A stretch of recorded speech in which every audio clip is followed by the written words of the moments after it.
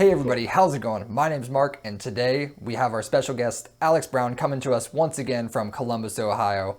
We already did an episode with him, so for all his background information, check that out right here. Alex, why don't you give us a quick little hello here? Hey guys, what's up? Glad to be here. Thanks for having me.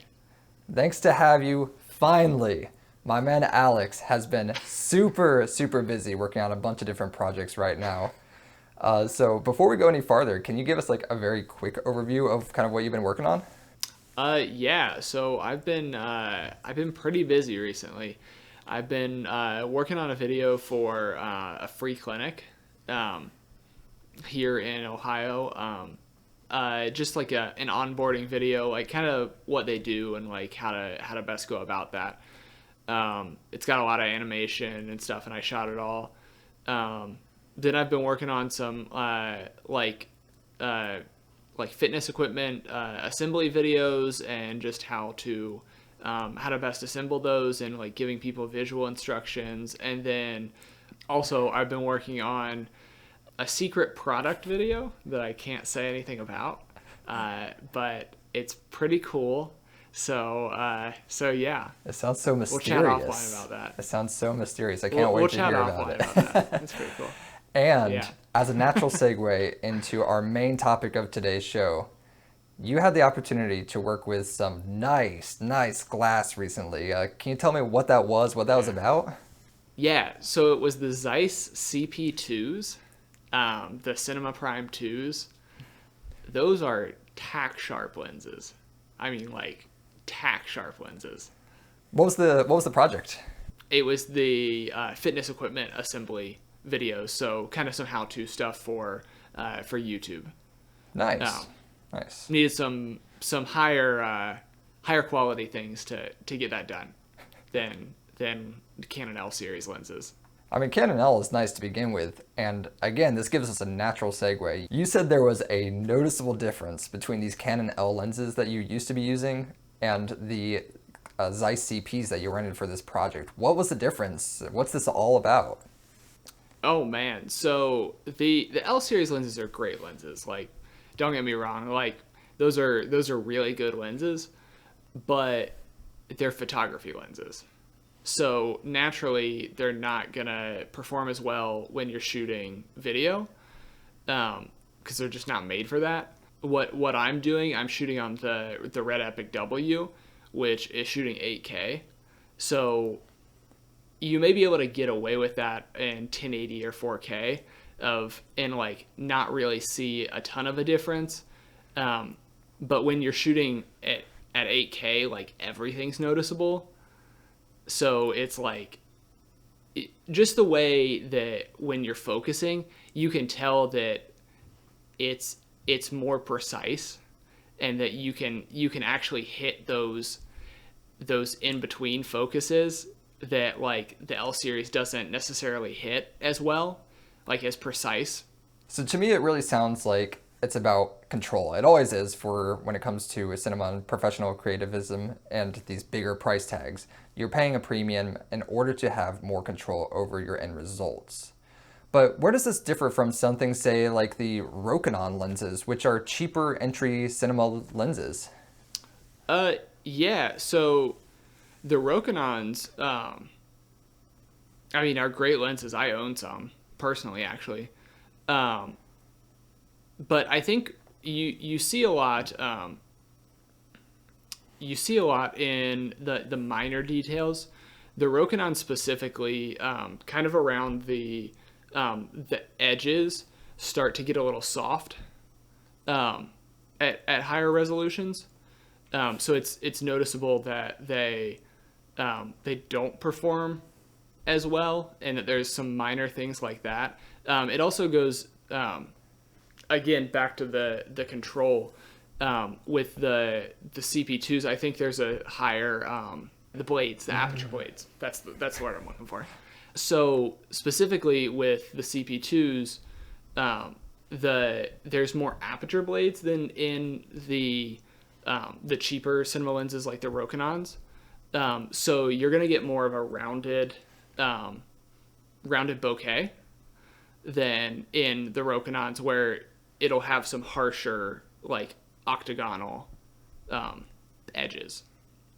Still very nice for what the price point is on those Rokinons, though. Like you said, I have yes, absolutely. I have that in my own personal kit, and I love the results I get out of it for for cheaper productions like we're doing right here. So I think another thing that kind of springs to mind is the build quality. The Rokinons, it's just that plastic, and it feels cheaper than something like these Zeiss CPs, which I believe are metal construction, right?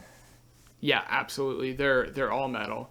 They're super solid lenses. Like, not that you would ever drop one, but like if you ever dropped one, like it would survive.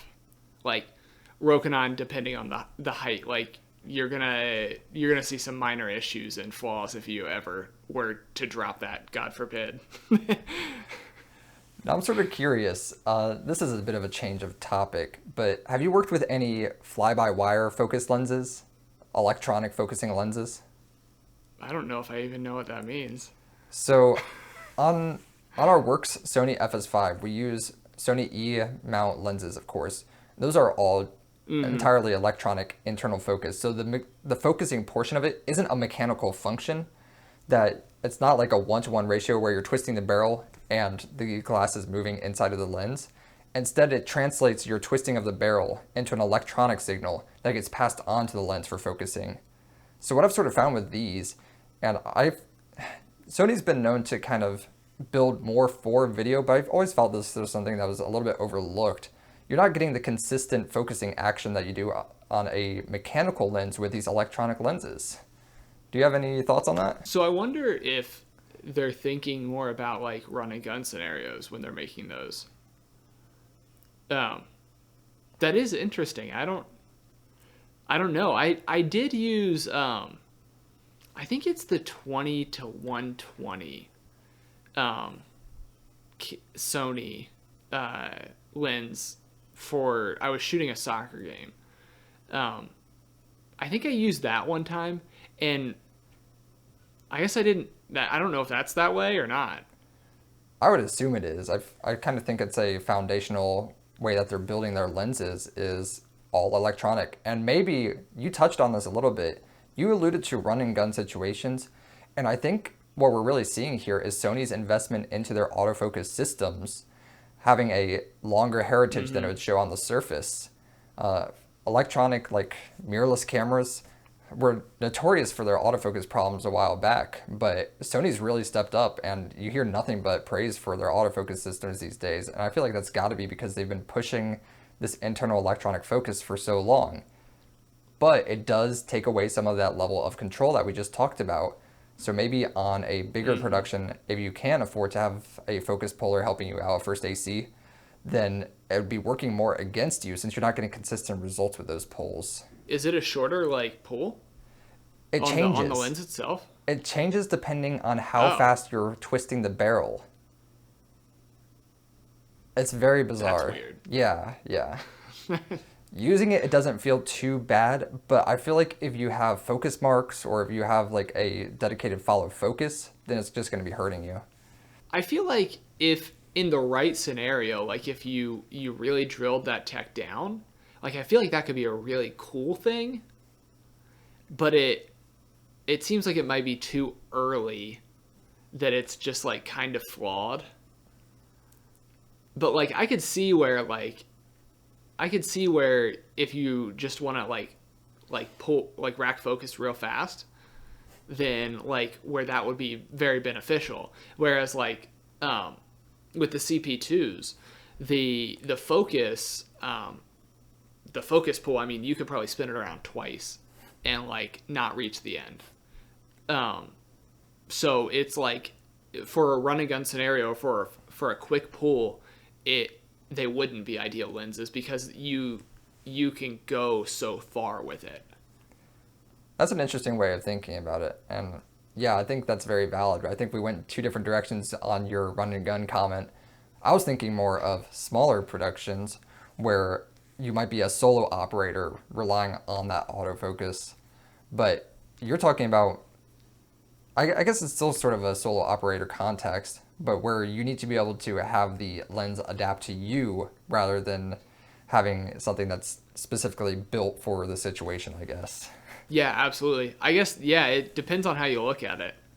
All right, so circling back to these Zeiss CPs, I think another big selling point that you're going to see in these compared to something like the Rokinons is there's going to be more quality control happening. So you're going to have less differences between lenses in the same like line.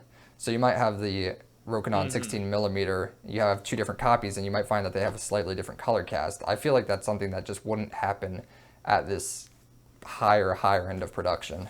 Yeah, yeah, absolutely. I think at those higher end, and I mean Zeiss specifically, I mean their glass is extremely good, and they pride themselves on that. Um, so I think that like when you step into that higher echelon, I think that you get that individualized care and that consistency, rather than just pumping out lenses. So that gives me a nice transition into the next topic that we talked about a little bit before our show here. And that was, when does it make sense to stay with something cheaper, stay with your EFL glass, stay with these Rokinon Cine lenses? When does it make sense to be using these instead of shelling out for something like a Zeiss? I mean, if it's really that much better, then every production would be running these, but they're not. Yeah, I think that if your budget allows is the number one thing. Um, there's no issue with using L series lenses, especially if you're doing even more documentary style, or run and gun type stuff. Just things where you don't have as much control as you would on a set. I think makes a ton more sense to have L series lenses or lenses with autofocus even, that you just don't even have to worry about it. You just worry about framing up your shot. I think that makes so much more sense than these lenses where you're gonna have to like crank your arm around to get focus when you've got like 10 seconds to get this person doing this action. So I think it all depends on context where these work. I think the CP2s work better in the context of a controlled environment and a set and something where you can have time to adjust things. I think it makes so much more sense than if you were out shooting a wedding or maybe like someone making something, blowing glass or blacksmithing or whatever. And I think the other thing that you had alluded to in our own private conversations before is that at these lower resolutions, like a 1080p delivery, it doesn't make sense to be paying that extra price tag for something that's not going to really make a big difference in the production quality that you're able to bring at these lower deliverables levels. So if you're doing acquisition in 4K and especially 1080, then maybe it really just doesn't make sense to be shelling out that kind of cash.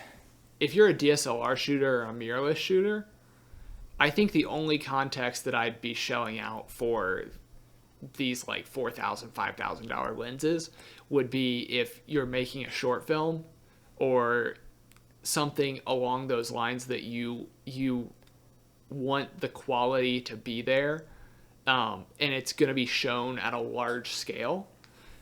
So like if you're making a short film to go in the festival circuit, then it makes sense to shoot on higher quality glass because your film's going to be blown up humongous. Whereas like even if you're making a short film for YouTube, most people are watching it on a screen about that big. At the most, they're watching it on their computer, which probably 13 to 20 inches screen. So in those sort of contexts, it doesn't really make as much sense. But yeah, I would say it's all a context thing. And of course, story is king, story is key. We all know this. So story first, the gear can come later. And another very important part here is that these lenses, they don't have to be purchases. A lot of these upper level production equipment pieces are meant to be rented. So don't get the sticker shock of looking to buy outright. If you have a special project that really calls for it, I think it just makes sense to hit the rental houses and check that bad boy out. Yeah. Well, that's the thing that's cool about kind of like the environment we live in and like the job we do is that like there are these rental houses. So like you don't have to necessarily own all the gear you want. You just have to have the budget to go to a rental house, and you can swap out gear and for the right project. Every project. All right. Thank you for your thoughts there, Alex. I think that's going to wrap it up here. Thank you so much for joining us. And to all of you watching out there, we will see you all in the next one. Bye.